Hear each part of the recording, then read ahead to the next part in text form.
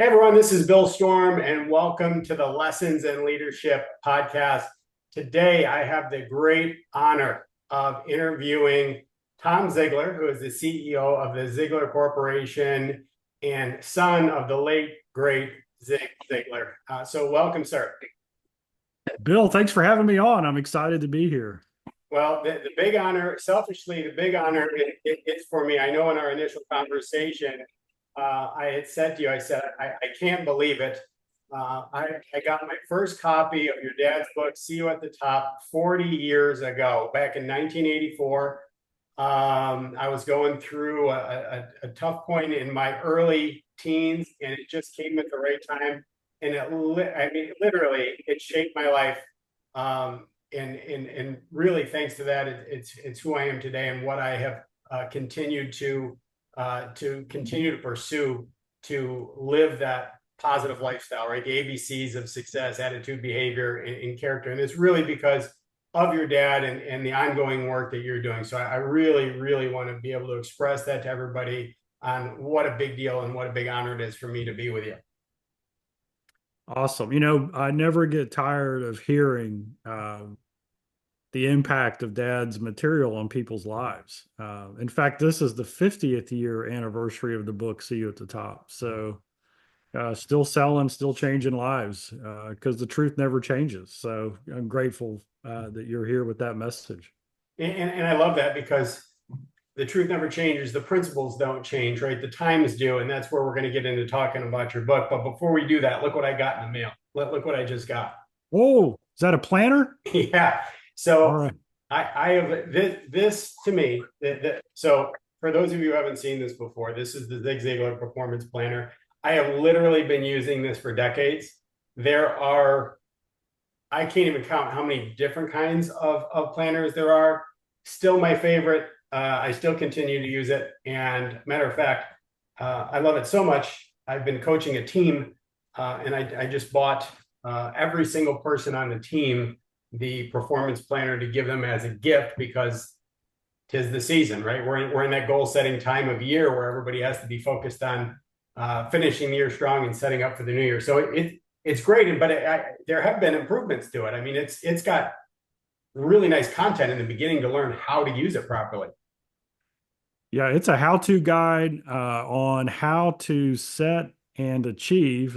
I like the word achieve, your goals and dreams. And when you track it every day, the odds of you being successful goes way up. And you've got the new hardcover linen version, which I like because I travel a lot and it's easier to write in that when you're sitting in an airplane seat. So it's man, it's a great tool. I've got that. And then along with that, and I want to give out a shout out to your customer service team, Tiffany in particular, because she was so wonderful to deal with, which is not something you always get when you call customer service. And she was just, I mean, she would make Dad proud for sure. But she also sent me uh, the performance journal, which I think your dad called it having a talking pad. Yes. That's right. Put everyday journal, just write a little bit every day about what's going on, and it will crystallize your thinking, give you clarity when you talk to somebody, and really people who save these things, they save the performance planner and the journal. Those are legacy things. I have journal or performance planners from my dad that he filled out. And Oh, to see what he was working on 25 years ago is pretty oh, amazing. oh my goodness, to be able to leaf through those would be amazing. But you're right. I've got two adult children now, and I know that my son just got into the top performance book that I've got behind me on the shelf there. And the principle, the principles are just timeless in there. And what he loves most is he loves to look at the sections that I highlighted back when I was his age. And that's how I used to do it. I used to highlight and, like fold the dog ears over to save a section that I wanted to save and then highlight it. So he loves going back and looking at what I highlighted, what struck me at the time.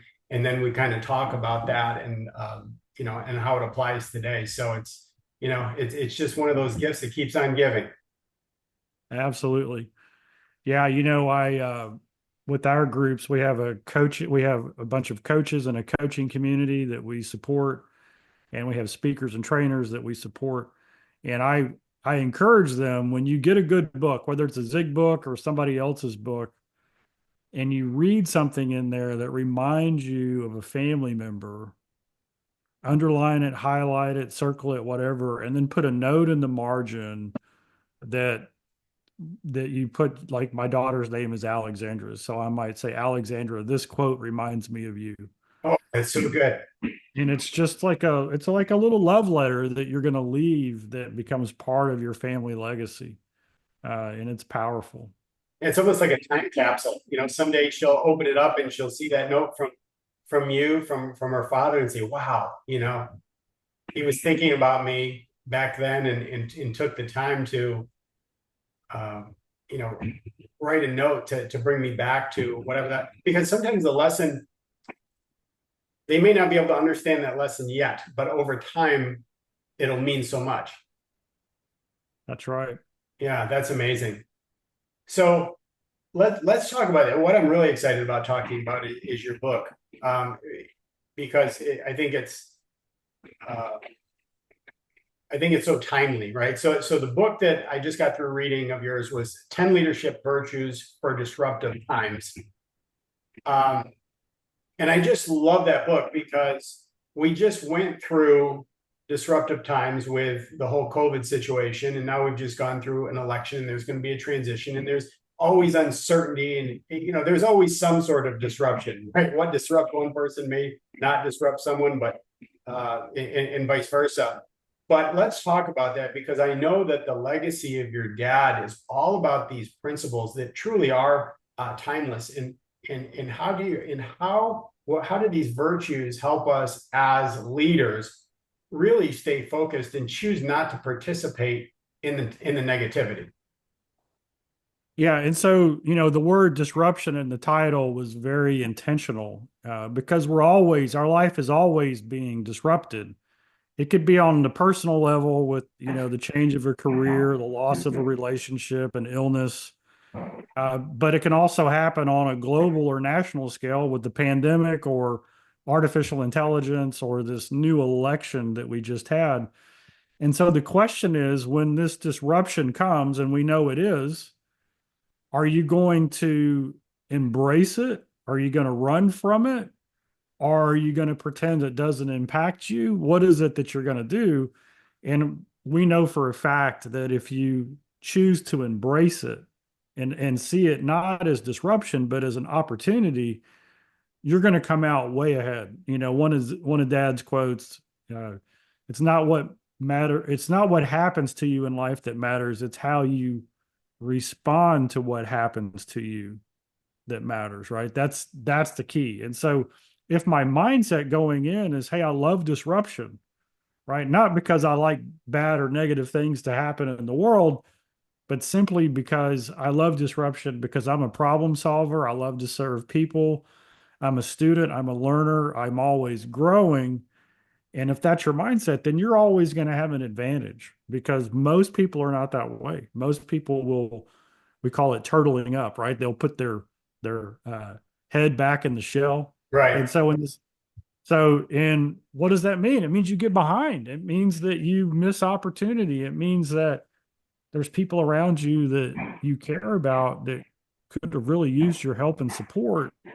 And because you're looking at it as a negative situation that's going to impact you, you're not ready to help and serve other people. So that mindset is what's key. And then you've got to have the virtues to guide you in any of the decisions that you make. Right. And so right now we've got a lot of turmoil going on in the public square.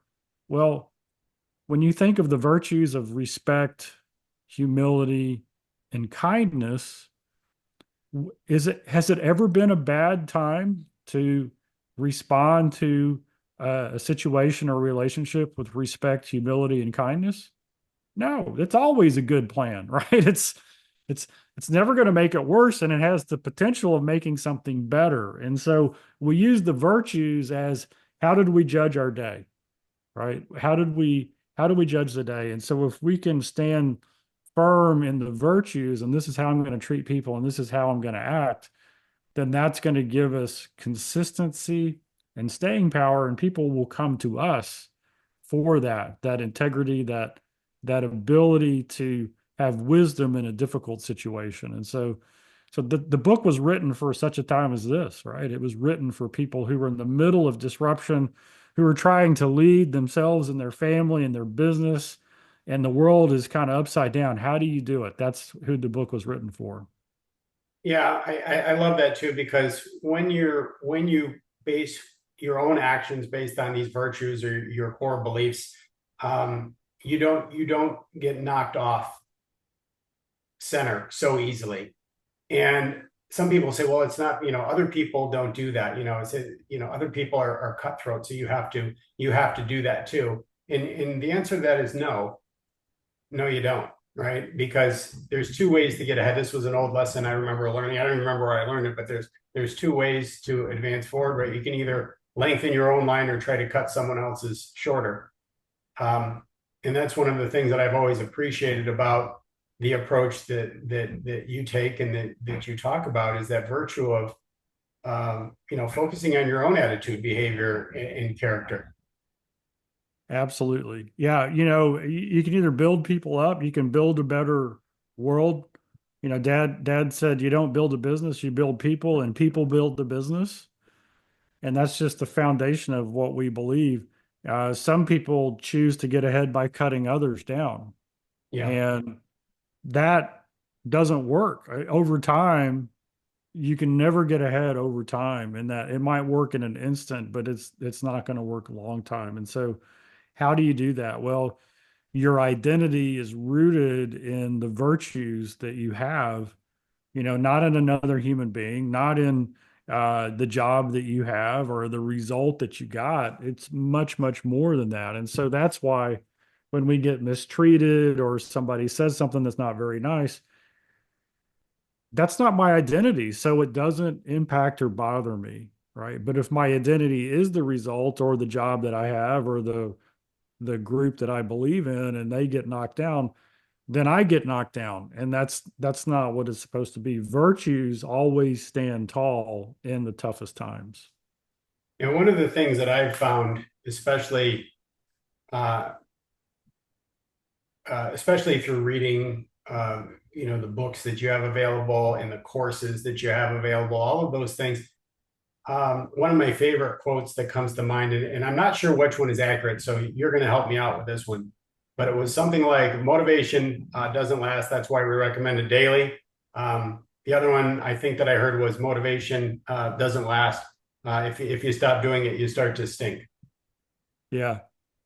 Yeah. Yeah. The Zig quote is um, motivation is a lot like bathing and eating. They don't last. But if you get motivated every day, if you take a bath every day, if you eat every day, you'll smell better and feel better too. Yeah. Right. Yeah. So So yeah, people say motivation doesn't last. Well, neither does bathing and eating, right? But we do those every day. And so we've got to constantly be filling our mind with the good, the clean, the pure, the powerful, and the positive. there it is. That was your dad right there. That's right. Verbatim. Yep, right Yeah, there. boy, that gave me tingles. That was great. So the point of what I was trying to say is that these things, it's not a one-time thing, right? Virtues are something that you have to continue to practice, to spend time with, to write them down, to journal about those things, and keep those things always top of the mind to keep yourself moving in that direction because it's such a slippery slope and it's so easy uh, to fall off. Yeah. So let's look at that. So Benjamin Franklin, most people know who he was, founding father, one of the smartest men ever. When he was 20 years old. So I want everybody listening or watching, think about when you were 20 years old. Where was your mind? What were you focused on? What was life all about? When Franklin was 20 years old, he wrote down 13 virtues. And these are 13 virtues that he wanted to be known for. And so for every 4 weeks, he would focus on one of those virtues. Like that was, he was going to read about it, he was going to study it, he was going to be intentional, and he was going to walk out that virtue. So every 4 weeks times 13, that's 52 weeks, right? So there you go. Every week, every week of the year, he had a virtue he was working on. And then at the end of the night, he would get out his list of 13 and he would put a check or a minus by each one of the virtues. A check would be he actively walked that out, he demonstrated. A minus is he failed in that Okay. virtue. Mhm. And he took an inventory every day against that standard of those virtues. And look at who he became. I mean, that is an amazing testimony. So think about if we'd done that when we're 20, okay? So now I'm going to talk about disruption and mindset. So I want to give you some new information. I'm listening to a podcast day before yesterday. It's Gary Brecka's podcast called The Ultimate Human. And the question was, they asked him, this guy is a biohacker, health enthusiast, so any type of health and wellness he knows from a scientific perspective. And they said to him, how long are we supposed to live as a human being? Like, what's the body capable of? And here is his answer. He said that if you can live 5 more years, if you can make it 5 more years, then living to 120 to 140 is going to be your choice. So he's saying that with artificial intelligence and the way we can do testing on our genes and our DNA and all that stuff, that we're going to be able to decipher on an individual basis exactly the nutrition that you need, the supplements you need, the medication that you need, the diet that you need to repair and slow down the aging process on an individual basis so that we can maximize our potential and live to that 120 and 140 years. That's amazing. I mean, that would go back to the number of years in biblical times, right? Yeah. So watch this. So no matter how old you are right now, let's just say you're 60. I'm going to be 60. And so if I could take the knowledge and the wisdom and the experience that I have today and put that into my 20-year-old brain when I was 20, Hmm.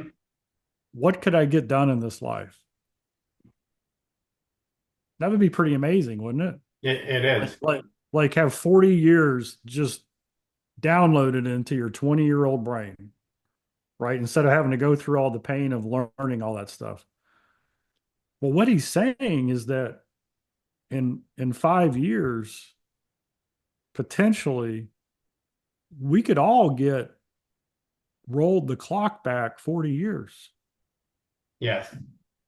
So wherever you are in your life, does that change what you're doing now?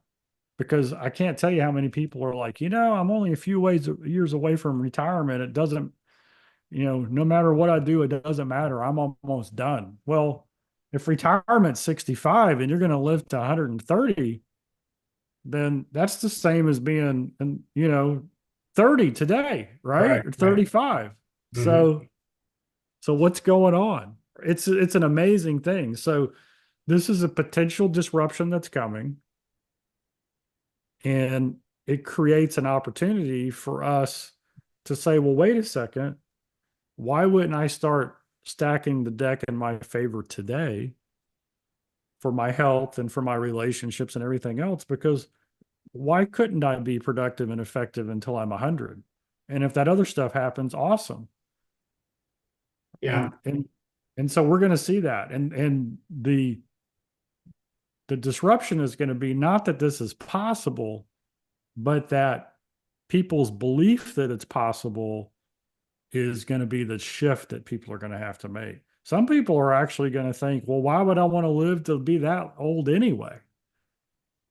And I just don't get that because, man, there's so much out there in life to go and live and make a difference. And I mean, how cool would it be to not only have grandkids, but great grandkids and great great grandkids and great great great grandkids? I mean, that would be like, talk about legacy and an impact. That would be unbelievable. Yeah, especially if you still have your wits about you and you're healthy, the amount of wisdom that you could impart on those people and how you could impact their lives would be tremendous. But it's interesting because you're kind of talking about the future and what's gonna happen based on what they were talking about on the podcast. But for me, I can go backwards 40 years, right? And if I hadn't picked up that book and I hadn't read that book and it hadn't impacted on me, where I would be today could be a very, very different place. So I'm 54 years old at the moment. Um, I feel great. I mean, I'm in great shape physically, mentally. I've got a few screws loose, but who doesn't, right? But but the way that I've lived the past 40 years has led to how I feel and what I do and how I'm able to contribute today. So, yes, the next 40 years is going to be amazing, but I also have to go back and look at the past 40 years and the choices that I was fortunate enough to make. But then I can also compare it to other people who were in the same position that I was, who didn't make those same choices and what their life is like today. So, boy, there's so much to learn from looking back to Benjamin Franklin to looking forward to see what's possible.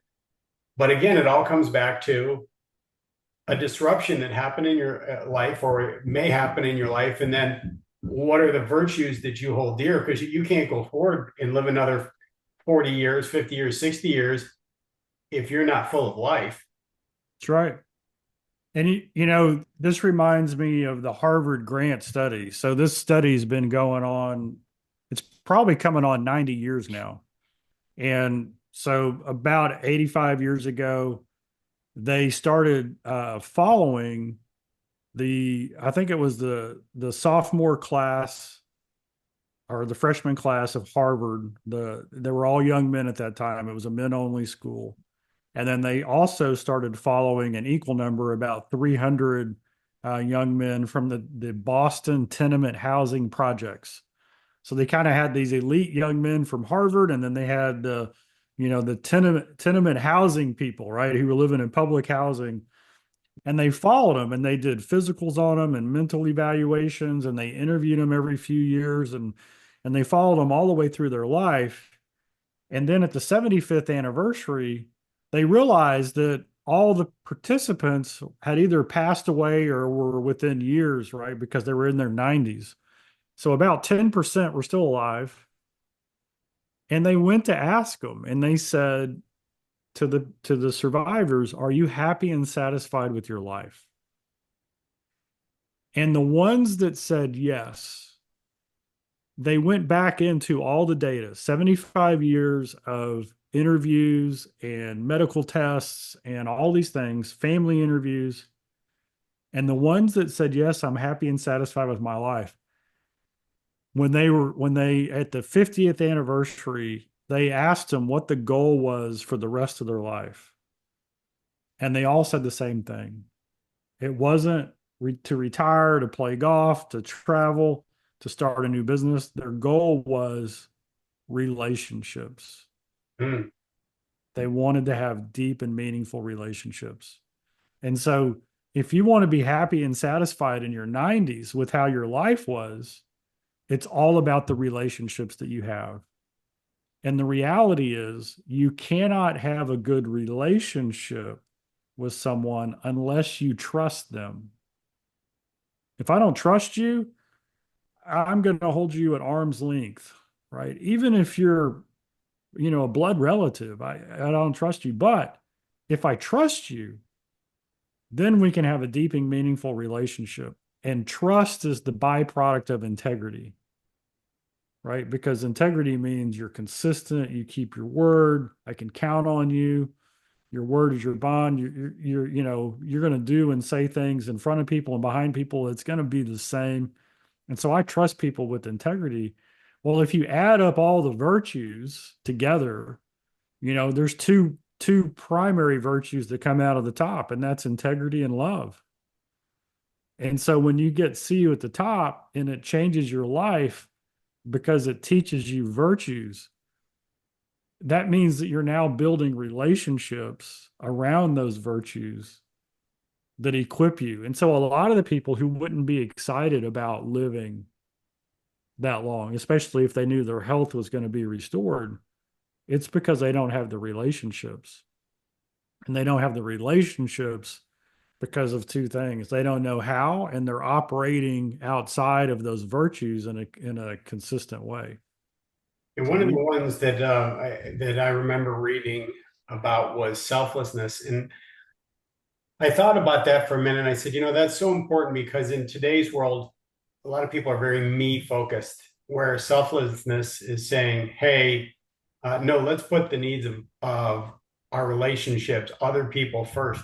And keeping that top of the mind. And one of the things that your dad said that literally shaped my life, and I literally run my business around this still to this day, is you can have everything in life you want if you'll just help enough other people get what they want. That is a selfless way of looking at approaching things to say, how can I serve this person? How can I give to them everything that I had without expecting something back, right? And that principle was so huge. And so when I read that in your book with the spin you put on it, as far as selflessness goes, that's what a relationship has to be built on. yeah. And, let me break down that quote for you. There's 5 questions embedded in that quote. That's really the roadmap to life. The, So the, think quote, about, the quote that I just said, the one that you, yes. oh, well, now hold on a minute now because you're going to give me some gold here. So Yeah. just hang with me for a second. Okay, I'm ready. So here's the quote. You can have everything in life you want if you will just help enough other people get what they want. So here's the first question. What do you want? If you don't know what you want, then you're a wandering generality, right? So we've got to take the time to answer, what do I want? What is it in life that I want? What's really important to me? What does success look like to me? And then you've got to answer the second question. Why do you want it? So how many people do you know went to school, got a degree, maybe they're an accountant, an attorney, a veterinarian, whatever, and they're no longer doing it? Yeah. Well, it's because they were doing something that they thought they were supposed to do. They might even be good at it, but somebody else wanted it for them. And so they said, well, if they want it, I want it. That sounds cool. But then it didn't satisfy the why. Well, why do I want that? Well, I don't know why. Well, your why has to fill your soul, Mm. right? So I was talking to we were working with a company and we were doing sales training for them. We had a big proposal, and the owner or the VP of sales, we asked the question, we given him the proposal. We said, we asked the what question? What do you want? What would success look like to you at the end of this year when we implement this sales training program? And he said, oh, our sales will go up 10%. And I said, well, that's awesome. Uh, what about year 2? What would success look like? And he said, well, sales would go up another 10%. And I go, well, that's fantastic. Why is that important to you? So you see how I switched the what to the why? Right. And he said, well, then we would all keep our jobs. We'd all make our bonuses. And I said, well, that's fantastic. Why is that important? And then he said, well, I would pay off my house. And I go, why is that important? And then he said, well, then I could build my lake house. And I said, why is that important? Yeah. Yeah. Yeah. Keep going. And he said, Yeah. and his whole countenance changed because then my grandkids would come over and play. Nice. Yeah. Okay. So what he wanted was to increase sales, but why was relationship? It was so he could spend time with his grandkids. So the first question in that quote is, what do you want? The Hmm. second question is, why do you want it? Right? Why do you want that successful career, whatever it is? The third question is this. Remember the second half of the quote? If you help enough other people get what they want. So the third question is, who are the other people? Who are you going to help? And so we need to be really clear on that. And it's the first ones are easy. Well, I'm going to help my spouse, I'm going to help my kids, I'm going to help my family, I'm going to help my church, I'm going to Hmm. help our customers and our business. But the more clear you are on who you're going to help, then the how starts to come. Okay, so so then the fourth question is, what do they want? So here are the people, what do they want? So it's what do I want? Why do I want it? Who am I going to help? And what do they want? And the fifth question is, how am I going to help them get what they want? That's all embedded in that quote. If you really live out that quote, that's the track that's going in the background of your brain, which is, golly, I can't get what I want until I help these people get what they want. And here's how I'm going to do it. So it's a powerful, powerful quote.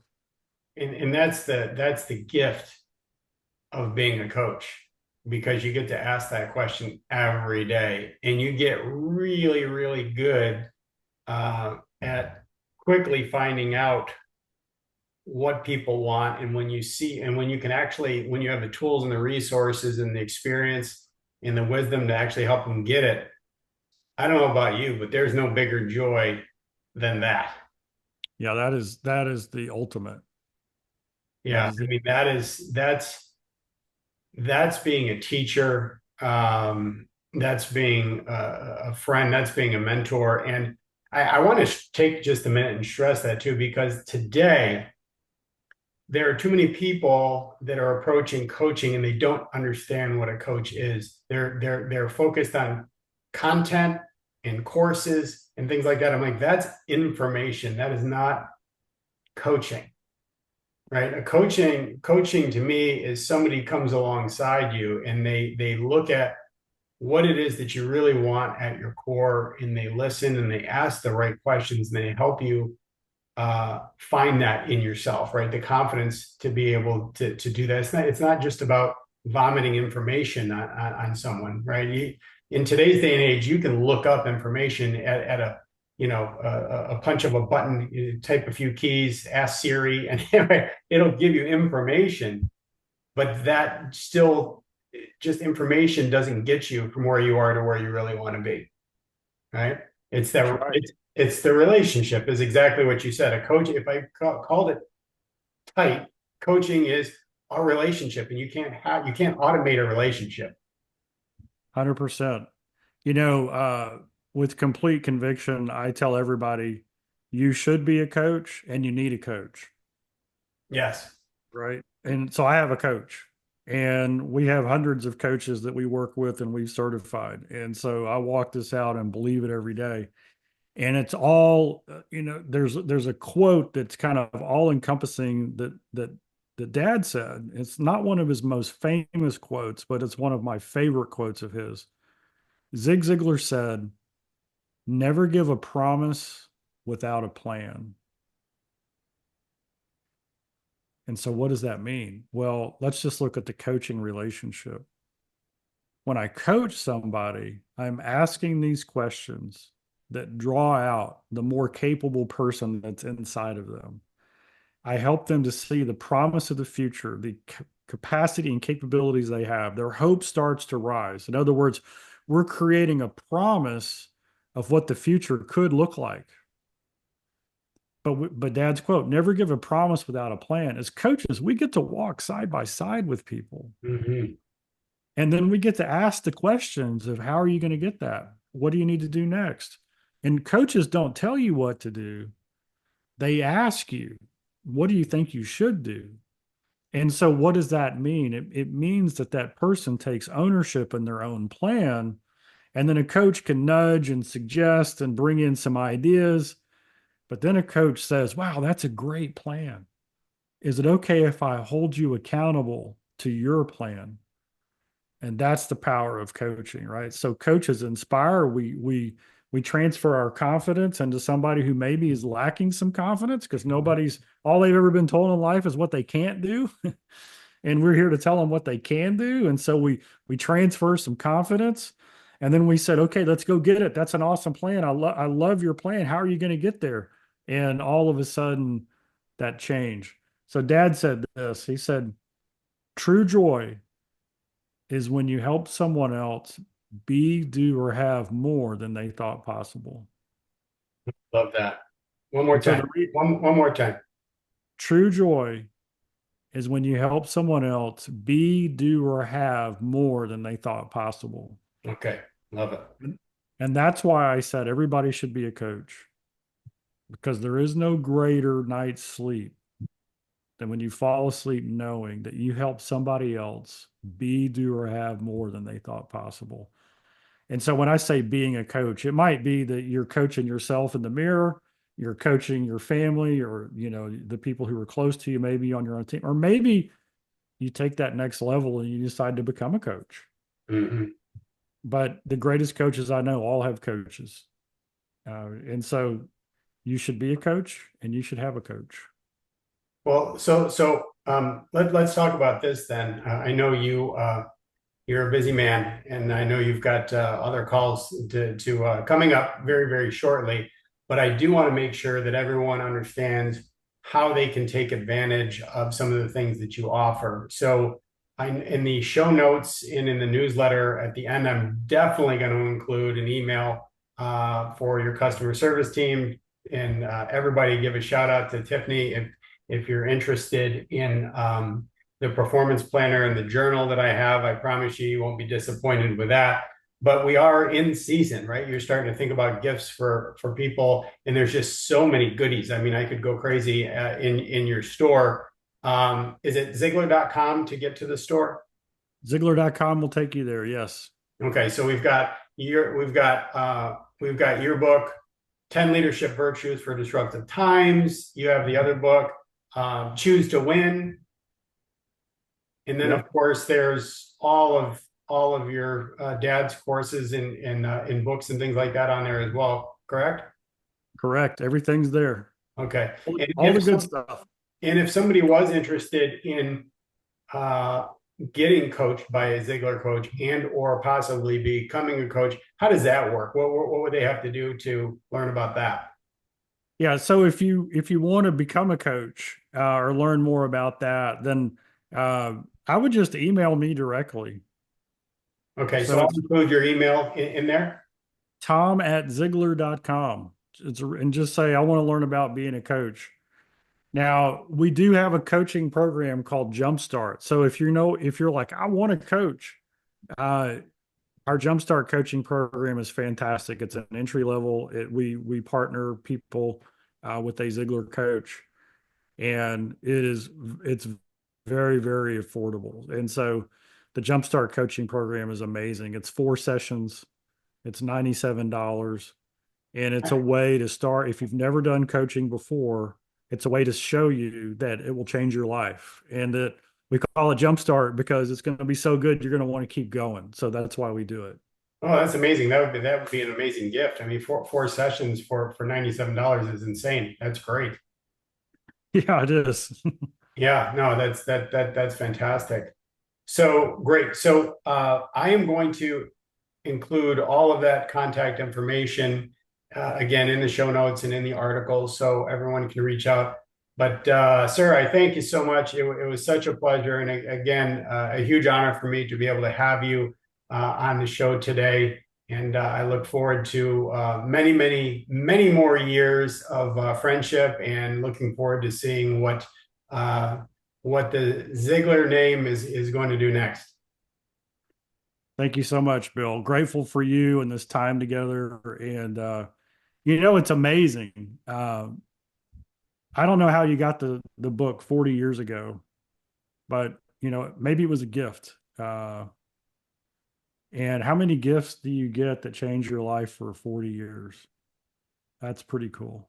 Truly, and that's what it was. It was a gift. I can't even remember who gifted it to me, and I'm forever grateful to whoever did.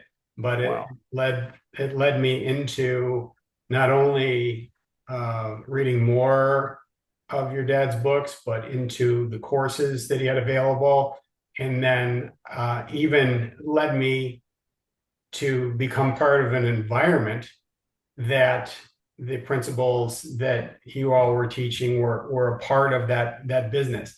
And that doesn't happen by accident. And that whole storm came together, if you will, right?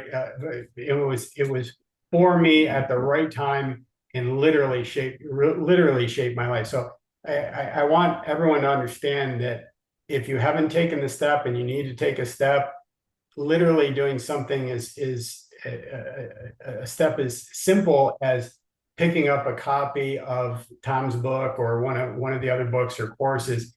You don't know what that's going to do to your life. It really can be life changing if you expect it to be. That's right. Yeah. Thank you so much for that. That's just this is a perfect conversation for me. I love seeing legacy in play, and it hinges around life-changing information that you decided to take a hold of and live out. So congratulations to you. Yeah. Amazing, sir. Well, thank you so much. And we'll talk to you again soon. Thank you.